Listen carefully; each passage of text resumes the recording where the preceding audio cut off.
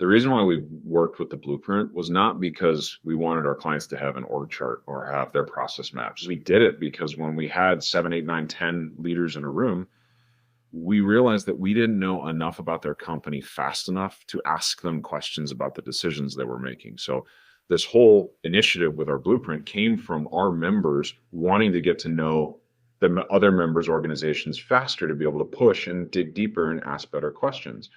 What this has turned into, the blueprint is now our very first tool we do with our members because it's the fastest way to get an organization to look at, are we all on the same page about how our operation works? And we've quickly found that doing this is really good for the business leader. But when they take this back to their team and they can talk to their team about, here's kind of how our company wound up being, and here's all the hats everyone's wearing, that conversation is way more valuable than just about anything we could do in the room with a bunch of other CEOs or GMs of companies. So we have now transitioned that to be the very first thing we do with anyone who comes through CBC is to go through our blueprint process because it's the most valuable thing, the fastest way to create insights and new conversations for the leaders of some of these organizations.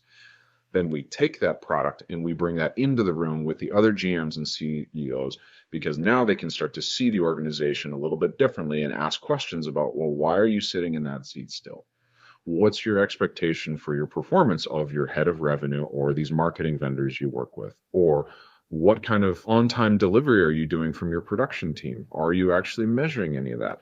What's going on with your margin from the number of projects you're bringing in? Are you making enough money? Are you protecting your margin? Are you protecting your company? Rather than going and hiring in that seat, maybe you need to look at just transferring these two tasks over to this person and shifting off 3 or 4 of their tasks to someone else who's a little bit lighter right now. We watch this conversation play out every single time we run a blueprint process, and people have light bulbs going off right and left. That's why we figured out this is where we want to start with what we're doing for members right now who come through our organization.